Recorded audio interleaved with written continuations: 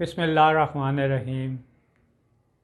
This is Tahir Mir from T&I Consultant. Viewers, बहुत से applicant हमसे ये पूछते हैं कि हमने एम्बेसी में ये डॉक्यूमेंट सबमिट करा दिया है या हम सबमिट कराने जा रहे हैं, हमने किसी को कह दी वो, हमें किस तरह पता होगा कि ये डॉक्यूमेंट्स जेन्युइन हैं कि नहीं, और एम्बेसी किस तरह इसको चेक करती है। व्यूवर्स, सबसे पहले तो मैं आपको ये बताऊं कि आप किसी ऐसे एजेंट्स के पास जाते हैं जो प्रॉपर काम ही नहीं कर रहा, जिसके कोई ऑफिसेज ही नहीं है, जो क्वालिफाइड ही नहीं है, तो फर्स्ट ऑफ ऑल तो आपको कांटेक्ट ही नहीं करना चाहिए उनसे। अगर आपने किसी को डॉक्यूमेंट्स दिए हैं तो क्या मैकेनिज़्म हो सकता है कि डॉक्यूमेंट्स चेक हो? वो तो आपको साथ लेके जाएंगे और कहेंगे ये डॉक्यूमेंट सबमिट हो गए। बहुत से तो ऐसे एप्लीकेंट्स हैं जो हमारे पास आए हैं, वो कहते हैं हमने तो फलां बंदे को दिए थे, वो कह रहा है वो सबमिट हो गए हैं और वेरीफाई भी हो गए। तो मैं उनकी बात सुन के हैरान होता हूँ कि आपको किस तरह पता है कि वो सबमिट भी हो गए हैं और वो वेरीफाई भी हो चुके हैं? वो कहता है जी हमें उसने बताया है। मैंने उनको बताया कि इस तरह नहीं होता। जब आप डॉक्यूमेंट लेके जाते हैं तो बहुत से एप्लीकेंट्स ये समझते हैं हमने जारी फेडेक्स में जा रहे हैं या हम ड्रॉप बॉक्स में जा रहे हैं या एम्बेसी में जा रहे हैं। एम्बेसी ने वो डॉक्यूमेंट्स हमारे चेक किए हैं और चेक करने के बाद उन्होंने सबमिट कर लिए हैं, तो ये वेरीफाई हो गए हैं। तो ये किस तरह पॉसिबल है व्यूवर्स कि आपके बैठे बैठे 10 मिनट के अंदर अंदर जो डॉक्यूमेंट्स उसने चेक किए हैं और सबमिट कर लिए हैं और वो वेरीफाई भी हो गए हैं? ये तो पॉसिबल ही नहीं है। बेसिकली उनका ये काम होता है कि वो आपसे डॉक्यूमेंट्स लेते हैं और अकॉर्डिंग टू लॉ वो चेकलिस्ट को देखते हैं। चेकलिस्ट देखने के बाद एक एक डॉक्यूमेंट्स वो चेक करते हैं कि वो आपने जो लेके आए हैं वो जो सीक्वेंस में उनके पास चेकलिस्ट है वो डॉक्यूमेंट्स कंप्लीट है भी हैं कि नहीं। सपोज आप पासपोर्ट लेके जाते हैं, मोस्टली कंट्रीज़ में पिक्चर्स भी होती हैं, आपकी बैंक स्टेटमेंट भी होती है, आपके जॉब डॉक्यूमेंट्स भी होते हैं या बिज़नेस के डॉक्यूमेंट्स भी होते हैं, FRC होती है या मैरिज सर्टिफिकेट होते हैं। काफ़ी सारे डॉक्यूमेंट्स होते हैं जो उनको रिक्वायर्ड होते हैं। डिफरेंट कैटेगरीज़ के लिए डिफरेंट रिक्वायरमेंट्स हैं।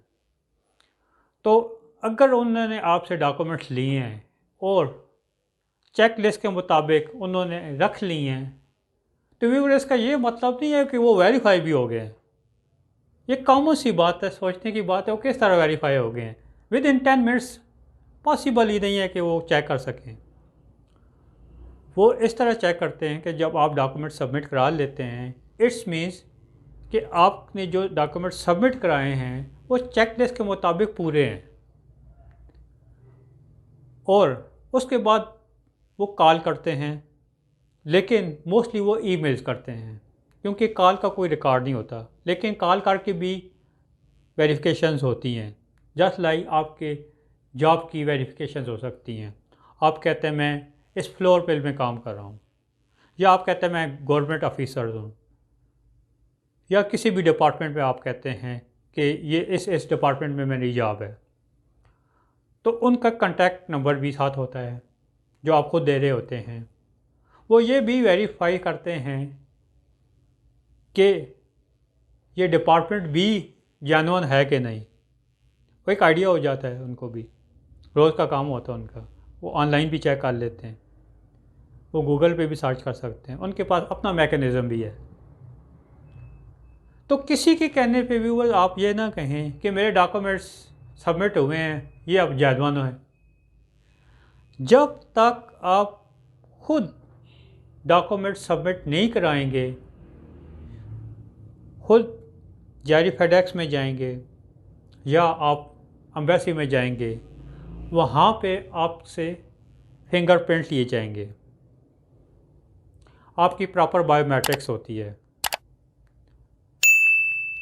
तो बायोमेट्रिक्स के बाद आपकी चेक लिस्ट होती है। जब चेक लिस्ट के मुताबिक आपके डॉक्यूमेंट सबमिट हो जाते हैं तो फिर एम्बेसी कुछ दिनों के अंदर अंदर उसको वेरीफाई कर लेती है। वो वेरीफाई हो गए हैं ये किसी पर्सन को नॉर्मली नहीं पता होता, वो एम्बेसी का अपना मैकेनिज़्म है। हाँ ये है कि अगर आप जॉब कर रहे हैं वो कॉल आ जाती है और प्रॉपर एम्बेसी के नंबर ही से कॉल आती है, इट्स मीन्स कि वो तो जेन्युइन आपको एक आइडिया हो जाता है। लेकिन बाकी आप कहें मैंने सबमिट करा दिए हैं और मुझे फलाने बंदे ने कहा है, वो तो सबमिट हो गए तो वेरीफाई भी हो गए हैं, अब किसी किस्म का कोई इश्यू नहीं है, ऐसा हरगिज़ नहीं है। एम्बेसी को अगर डाउट हुआ और डॉक्यूमेंट्स अगर आपके फेक हुए तो वो आपको न सिर्फ वीज़ा रिफ्यूज़ कर सकते हैं बल्कि वो एक्शन भी ले सकते हैं और आपको बैन भी कर सकते हैं। बैन आपका 3 ईयर भी हो सकता है, बैन आपका 10 ईयर का भी हो सकता है। और बैन से बचने के लिए ये याद रख लें, कभी भी फेक डॉक्यूमेंट्स आप अटैच ना करें। कोई आप ऐसा डॉक्यूमेंट्स कभी भी आपने अटैच नहीं करना है जिसमें आपको 0.1% भी डाउट है कि इसकी वेरिफिकेशन शायद ना हो, क्योंकि आपका जेन्युइन केस ख़राब हो जाएगा। जब आप 100% सेटिस्फाइड खुद हैं कि इसकी वेरिफिकेशन 100% हो जाएगी तो फिर आपको किसी किस्म की फ़िक्र की ज़रूरत ही नहीं है। एम्बेसी जब वेरीफाई करेगी तो वो आपको, अगर आपकी रिक्वायरमेंट्स पूरी हैं अकॉर्डिंग टू लॉ, वो सेटिस्फाइड है तो वो वीज़ा इशू कर देगा। अदरवाइज़ वो आपको बैन भी कर सकता है फेक डॉक्यूमेंट्स की वजह से, या वीज़ा भी रिफ्यूज़ कर सकता है। ये एम्बेसी की अब टोटल डिपेंड कर रहा होता है कि वीज़ा ऑफिसर क्या करना चाहता है। तो आपको मैं लास्ट में फिर ये क्लियर करना चाहता हूँ, किसी आदमी के पे डिपेंड करके आप कहें कि उसने क्या दिया है, डॉक्यूमेंट्स वेरीफाई हो गए हैं, तो आप उस पर डिपेंड ना कीजिएगा। आप अपने जेन्युइन डॉक्यूमेंट्स अटैच करें और सेटिस्फाइड हों। कभी ऐसे बंदे के पास ना अप्लाई करें जिसमें आपको डाउट हो। और जेन्युइन बंदा, जेन्युइन कंसल्टेंट, जेन्युइन एडवोकेट अपनी रेपुटेशन कभी ख़राब नहीं करेगा। वो जो डॉक्यूमेंट्स आपको कहेगा ये अटैच करें, वो आपको बार बार कहेगा कि ये 100% वेरीफाइबल होनी चाहिए। तो व्यूअर्स, नेक्स्ट वीडियो तक मिलते हैं। अल्लाह।